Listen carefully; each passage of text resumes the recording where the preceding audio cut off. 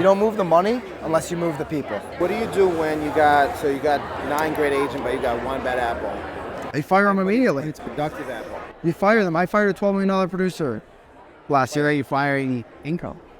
100%. But we grow so much faster every single time we fire somebody. Every time we get rid of 3 people, we grow so much faster because that bad apple's impacting everybody else. You know what I'm saying? Thank you. Awesome. Team member contracts are worthless. Here's the standards. You're signing to be part of the team. I'm not a big believer in some restrictive contract because I already know I got the goods. You want to be on this team for a reason. I would Manual, like procedure. the contract. I wish we could do this whole business without contracts. It doesn't mean anything. If we're working together and you're gonna buy a house and you decide to ghost me, even though I have a buyer represent, that's you should be allowed to ghost me. You're a consumer. You're an agent. You should be allowed to leave the team. That restrictive bullshit. The other question was splits. 50-50 on what you bring in, what you generate. So if there's a referral fee, 50-50 after that. The best lead right now is Zillow. The second best lead is probably RDC. They've come a long way.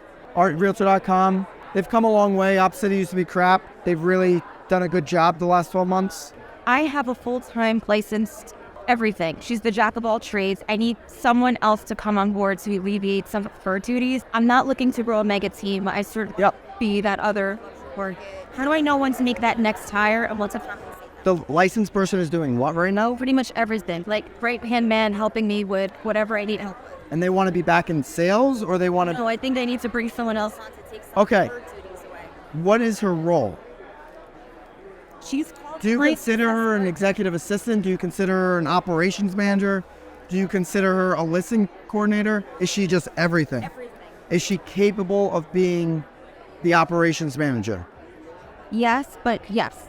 Yes, but what? She's good with operations, but as far as like handling and trying to grow with more clients, I mean, like she'll do follow-up calls and everything. She's not so great with that. She's not so great with the follow-up. That's good. No operations manager is going to be great on the phones. Is she great at the system around the follow-up and holding it accountable? Yes. Okay. She's good at it. So she should be elevated to operations manager. Okay. If you feel like she's there, Okay. should pay her accordingly to do that.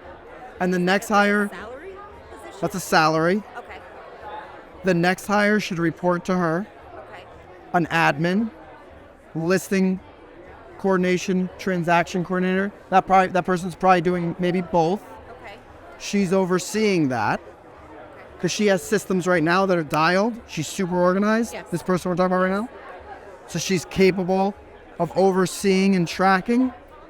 Because if she's not I don't know. great at tracking, then we're not talking operations. Okay. So then I'll talk about something different. Okay. All right.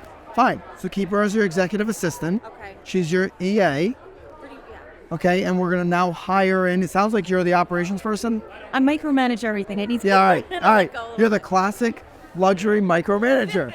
All right, that's fine. Okay. You're gonna continue to be operations manager. She's your executive assistant, which takes a lot of these operations that she can handle off your plate, Okay. and you're gonna get an actual transaction coordinator that just does transactions. Okay.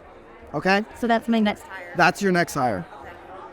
Because you don't have a bunch of agents. You're building around you. Yes. Transaction coordinator only doing transactions, and you have the EA. Okay.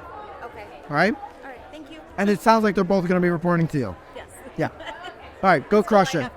How do you alleviate the phone? I have a text messages and the correspondence?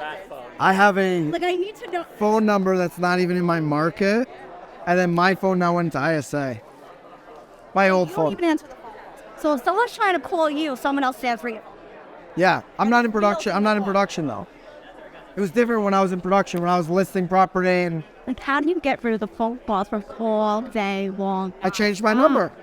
So just get another number. And I gave my number to the ISA team. Catherine DeFreitas and someone else, like a Mary answers, are they going to be turned off? Hey, this is, your name's Kathy? My name's Catherine. Hey, my name's Barry. I work with Catherine. Catherine, whatever, right? Is doing this. So you don't think That's an issue. No, hasn't been for me. Okay.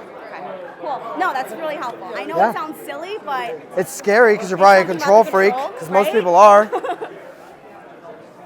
This guy. no, I appreciate your time. I'm going to run into Phil anyway. Thank Thanks. you. I didn't have any questions, except I just wanted to say hi. What's up, brother? You did great. So out good there. to see you. Yeah, Thanks. it's good to see you.